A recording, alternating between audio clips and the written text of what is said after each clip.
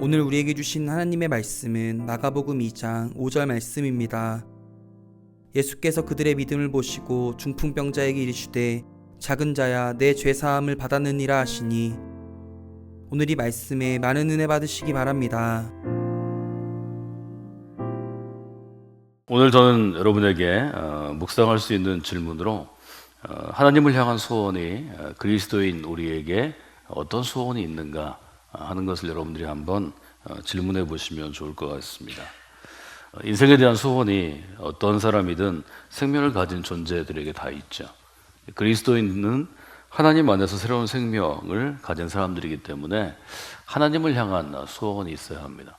어떤 소원이 있는가 여러분들이 한번 생각해 보시면 좋을 것 같습니다. 대부분 이제 우리가 신앙생활할 때 초보적인 신앙생활은 자기가 가지고 있는 어떤 세상에 대한 소원 혹은 자기가 이루고자 하는 소원을 하나님을 통하여 이루고자 하죠. 그래서 초보적인 신앙생활을 할 때는 기도의 대부분이 무엇을 좀 해주시길 원합니다. 무엇을 좀 이루어 주시기를 원합니다. 무엇을 이루어 주시면 저는 이렇게 하겠습니다 하는 것들이 되게 초보적인 기도의 일종의 출발입니다. 근데 이 기도가 깊어지지 아니하면, 그리고 이 기도가 오래 가면 인간이 하나님에 대해서 나아가는 아주 초보적인 종교적인 욕구에 머물러 있기 때문에 신앙이 자라나는데 문제를 갖게 됩니다. 제가 청년 그리스도인인데 제일 마음에 와닿았던 소원은 하나님께 인정받는 믿음을 제가 소유하기를 원합니다 라는 소원입니다. 믿음을 구하는데 하나님께서 인정할 수 있는 믿음을 가진 그리스도인으로 살아가게 해 주시옵소서. 저는 아주 귀한 소원이라고 봅니다. 우리가 자주 찬양하는 찬양 중에 우리에겐 소원이 있습니다, 우리에겐 소원이 하나 있습니다 하는 찬양이 있죠.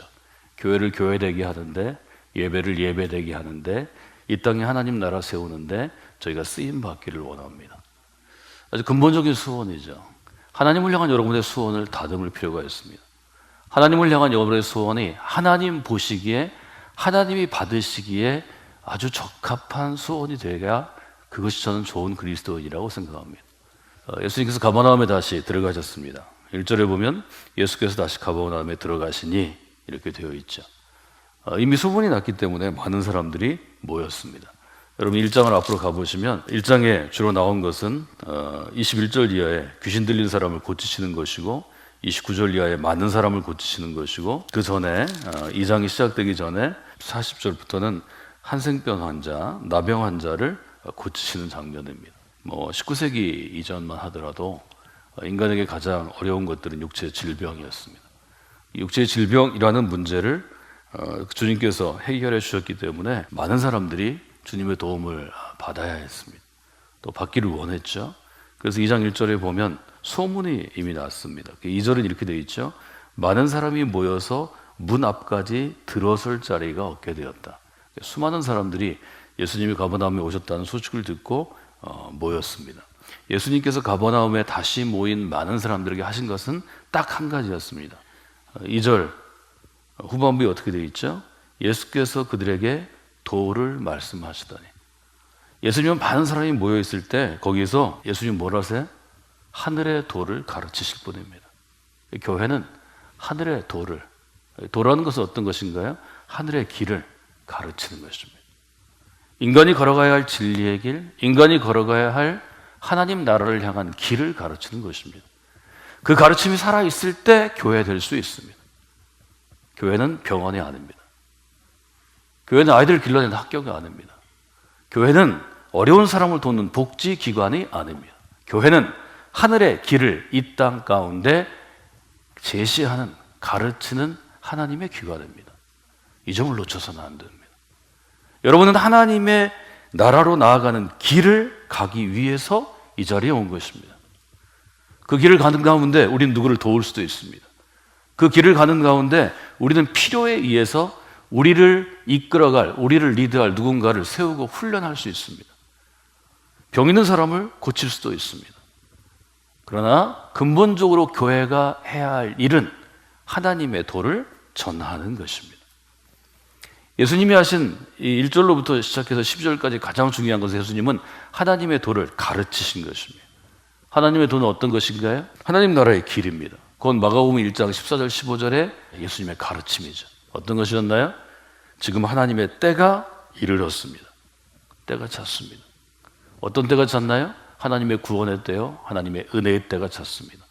예수님은 정말 아주 담대하게 선언하십니다. 내가 이 자리에 있으므로 하나님의 때가 시작되었다고 도전하시는 것입니다. 어떤 때인가요? 하나님의 나라가 임하는 때입니다.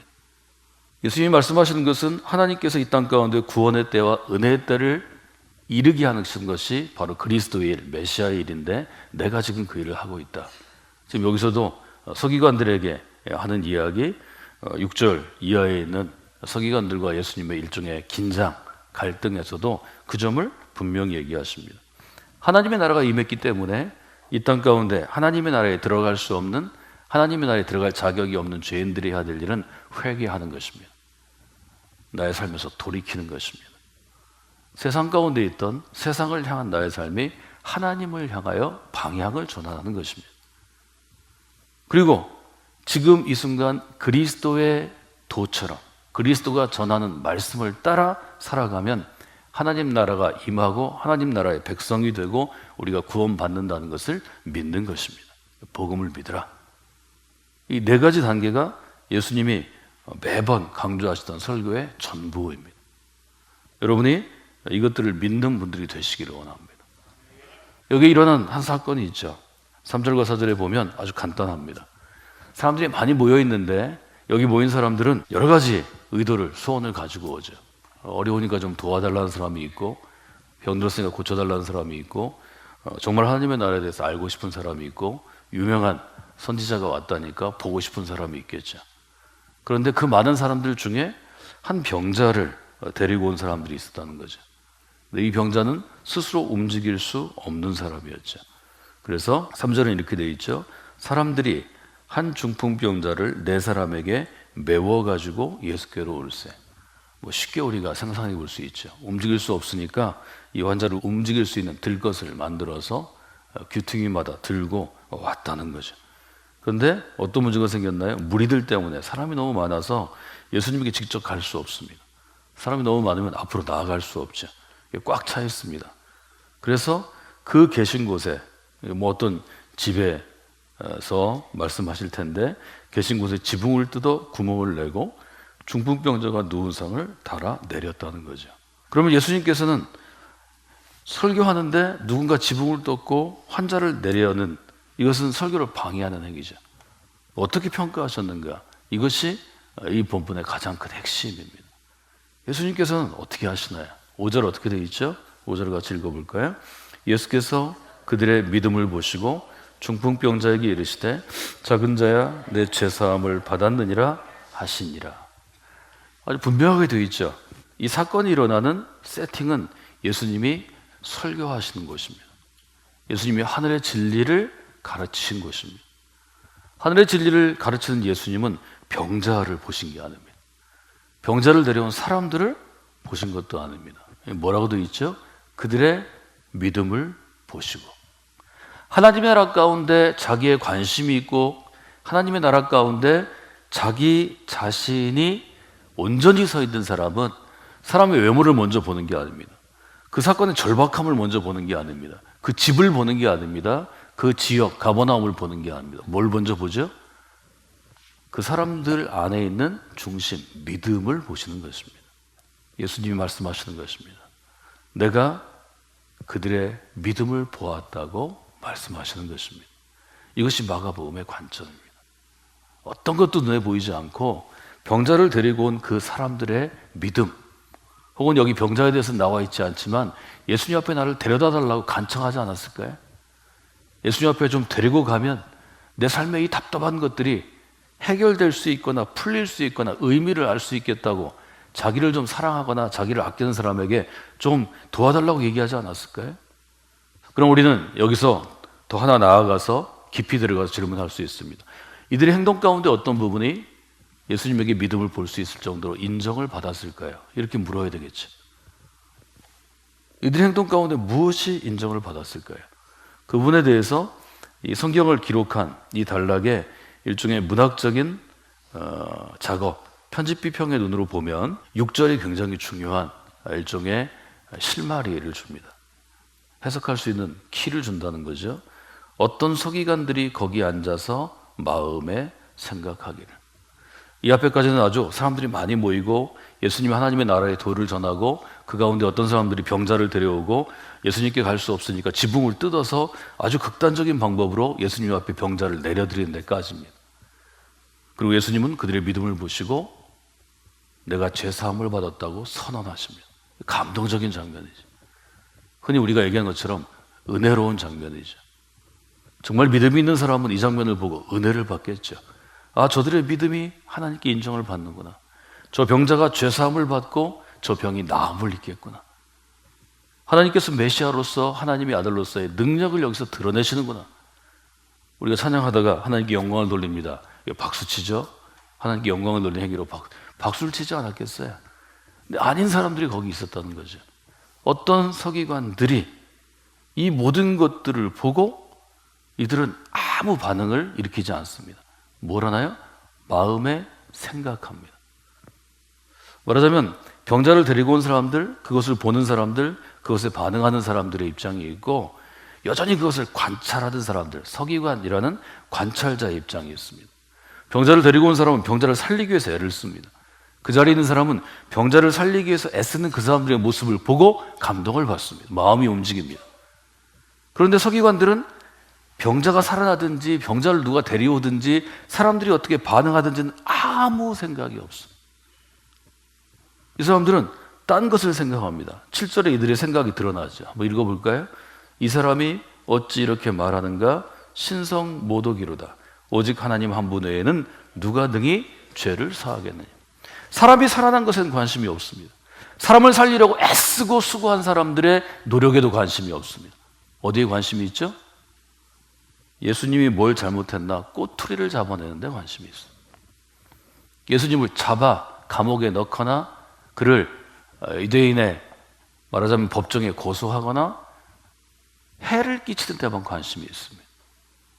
여러분, 교회 안에도 이런 사람들이 있습니다. 교회 안에도 이 일을 해는 어떤 리더가 잘하나 못하나 보자. 뭘 실수하나 좀 보자. 뭐가 잘못됐나 보자. 여러분들이 그 자리에 서서는 안 됩니다. 그 자리에 선 사람들을 여러분들이 긍휼히 여길 수는 있으나 이렇게 교회를 허무는 자가 돼서는 안 됩니다. 교회는 하나님의 일에 관심을 집중해야 합니다. 하나님의 일이 잘 되어가는 것에 우리가 우리의 재능과 에너지와 인생을 써야 합니다. 그때 교회가 바로 설 수 있습니다. 서기관들은 지금 꼬투리를 잡기 위해서 있었다는 거죠. 이들이 찾아낸 것은 종교의 규칙입니다. 이것은 신성모독이 아닌가. 죄를 사하는 것은 하나님의 권세인데 어떻게 저 사람이, 예수로 하는 사람이 죄를 사하는가. 아, 이게 문제가 되겠다. 신학적인 문제를 딱 집어내는 거죠. 이것이 유대교를 새롭게 만드시고자 하는 하나님의 관점이고, 말하자면 예수님을 중심으로 한 신앙운동, 기독교의 관점입니다. 유대교를 바라보는 날카로운 관점입니다. 어떤 종교든지 종교의 형식을 갖추고 종교에 사람이 많아지고 또 종교 안에 리더십들이, 성직자의 제도가 확립되고 교리가 확립되면 종교의 형식을 중시하게 됩니다. 모든 종교가 다 그렇습니다. 사람이 만든 모든 기관이, 공동체가 그렇습니다. 근데 문제는 종교의 형식을 중시하는 사람들이 사람 살리는 일보다 종교의 형식과 규칙을 지키는 일에 더 중점을 둔다는 것입니다. 종교가 살아나려면 종교의 규칙과 형식도 물론 중요하지만 그것보다는 사람의 생명을 살리는 일에 더 우선해야 합니다. 여러분, 교회는 사람의 생명을 살리는 곳입니다. 살아있는 신앙의 공동체는 죽어가던 사람이 살아납니다. 죽어있는 신앙은 살아있는 사람이든 죽어있는 사람이든 관심이 없습니다. 그게 문제입니다. 교회는 죽어가는 사람을 위해서 하나님께서 이 땅에 세우신 공동체입니다. 이것이 영적으로 죽어가는 것일 수 있습니다. 육체적으로 죽어가는 것일 수도 있습니다. 낙심하여 마음이 죽어가는 것일 수도 있습니다. 아주 분명하게 바울의 서신의 관점으로 보면 세상은 죽이는 것이고 교회는 살리는 것입니다. 이 점을 잘 보셔야 합니다. 뭘로 죽이나요? 세상은 대부분의 욕심 때문에 사람들을 죽입니다. 내가 이걸 더 많이 가지려고 상대편을 죽이기도 하고 내가 상대편을 그냥 미워서 죽이기도 합니다. 그래서 교회는 미움이 있어도 살리라고 우리에게 하나님이 큰 명령을 주십니다. 내 이웃을 사랑하는데 원수까지도 사랑하라. 이것은 큰 계명입니다. 내가 대접을 받고 싶은 대로 다른 사람을 더 대접해야 한다. 이 큰 계명입니다. 가장 큰 섬김은 어떤 것인가요? 죽어가는 사람을 살려내는 것입니다. 여러분의 삶 가운데 죽어가는 사람을 살리는 역사가 정말 수도 없이 많이 일어나기를 원합니다. 우리 교회 가운데 어떤 연유로든 죽어가는 사람을 살리는 역사가 있는 교회가 되어야 합니다. 생명이 살아나는 교회가 되어야 합니다. 생명이 살아나는 공동체, 그것이 교회의 본질입니다. 저는 우리 교회가 사람을 살리는 일에 가장 큰 우선순위를 두는 교회가 되기를 원합니다. 이 사람을 살리기 위해서 A라는 사역팀이 갈 건가, B라는 사역팀이 갈 건가, 오늘 할 건가, 내일 할 건가, 버스에 탈 건가, 택시에 탈 건가, 비행기에 태울 건가, 이 논란을 하다가 사람을 죽이는 일이 있어서는 안 되겠습니다. 일단 먼저 살리고 그 다음에 다른 절차를 진행하고 다른 일들을 하는 공동체가 됐으면 좋겠습니다. 오늘 성경은 우리에게 뭐라고 도전하나요? 하나님께서 인정하시는 믿음, 우리 주님께서 인정하시는 믿음은 어떤 것인가? 사람을 살리는 일을 감당하는 것입니다. 즉 생명 주는 일을 감당하는 것입니다. 여러분, 이 땅 가운데 나와 다른 사람들이 모두입니다. 나와는 생각도 다르고 사실은 신앙의 색깔도 다릅니다. 그러나 어떤 일이 있든지 우리는 죽이는 일에 쓰임받는 인생이 아니고 살리는 일 가운데 쓰임받는 인생이 돼야 합니다.